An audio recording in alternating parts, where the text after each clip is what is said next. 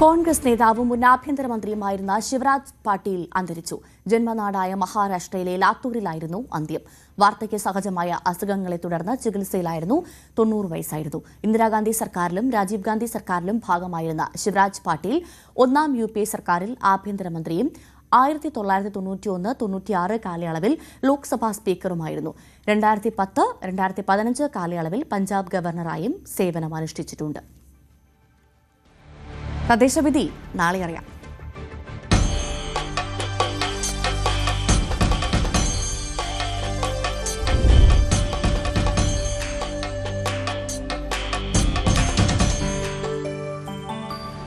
കേരളം ആകാംക്ഷയോടെ കാത്തിരിക്കുന്ന തദ്ദേശ തെരഞ്ഞെടുപ്പിന്റെ വോട്ടെണ്ണൽ നാളെ 244 കേന്ദ്രങ്ങളിലായി രാവിലെ 8 മണി മുതലാണ് വോട്ടെണ്ണൽ. 8:30യോടെ ആദ്യ ഫലസൂചനകൾ അറിയാം.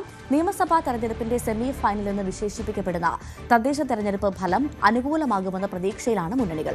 സംസ്ഥാന സർക്കാർ നടപ്പാക്കിയ ക്ഷേമ പ്രവർത്തനങ്ങൾ വോട്ടാകുമെന്നും ആധിപത്യം തുടരാനാകുമെന്നുമാണ് LDF കണക്കുകൂട്ടൽ.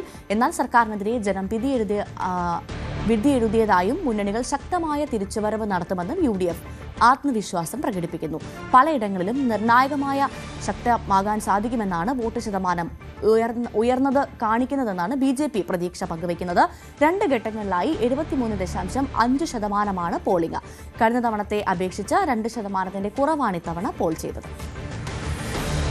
ആലപ്പുഴ നഗരസഭയിൽ ഇത്തവണ നടന്നത് ഇഞ്ചോടിഞ്ച് പോരാട്ടം. LDFും UDFും ഒരുപോലെ നഗരസഭാ ഭരണത്തിൽ പ്രതീക്ഷ വയ്ക്കുകയാണ്. 53 വാർഡുകളുള്ള നഗരസഭയിൽ 38 സീറ്റുകൾ വരെ നേടുമെന്നാണ് LDFിന്റെ വിലയിരുത്തൽ.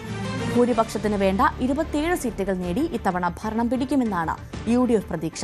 12 സീറ്റുകൾ വരെ നേടുമെന്നാണ് NDAയുടെ കണക്കുകൂട്ടൽ.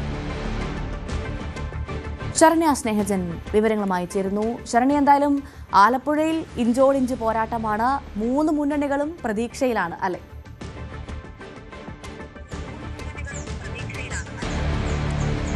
തീർച്ചയായിട്ടും ഭവ്യ, ആലപ്പുഴ നഗരസഭ ഇത്തവണ വലിയ ഒരു മത്സരത്തിലേക്ക് പോയിരിക്കുന്നു എന്നുള്ളതാണ്.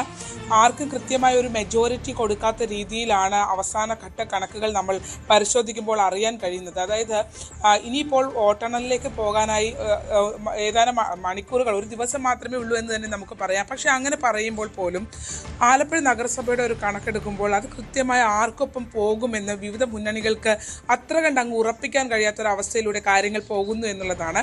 നമുക്ക് ആ ഒരു ഇപ്പോൾ ഏറ്റവും ഒടുവിലായി വിവിധ LDFും UDFും NDAയും എടുത്ത ഒരു കണക്കുകൾ നമുക്ക് ലഭ്യമായിട്ടുണ്ട്. അതിൽ തന്നെ ഇപ്പോൾ LDF 38 സീറ്റുകൾ, അതായത് 53 സീറ്റുകളാണുള്ളത്. അതിൽ 38 സീറ്റുകൾ ലഭിക്കുമെന്നാണ് അവരുടെ കണക്ക് വന്നിരിക്കുന്നത്. പക്ഷേ ആ കണക്ക് അവർ തന്നെ പറയുന്നുണ്ട് അത് ഒരിക്കലും നടക്കാൻ പോകുന്ന ഒരു കണക്കല്ല എന്നുള്ളതാണ്. താഴെത്തട്ടിലേക്ക് കൃത്യമായ ഒരു അസസ്മെന്റ് പോയിട്ടില്ല എന്നുള്ളൊരു വിലയിരുത്തൽ അവർക്ക് ഉണ്ട് എന്നുള്ളതാണ്. അങ്ങനെ നോക്കുകയാണെങ്കിൽ LDF 22 മുതൽ 26 വരെയുള്ള സീറ്റുകൾക്കാണ് അവർ ഒരു സാധ്യത കൽപ്പിക്കുന്നത് എന്നുള്ളത്.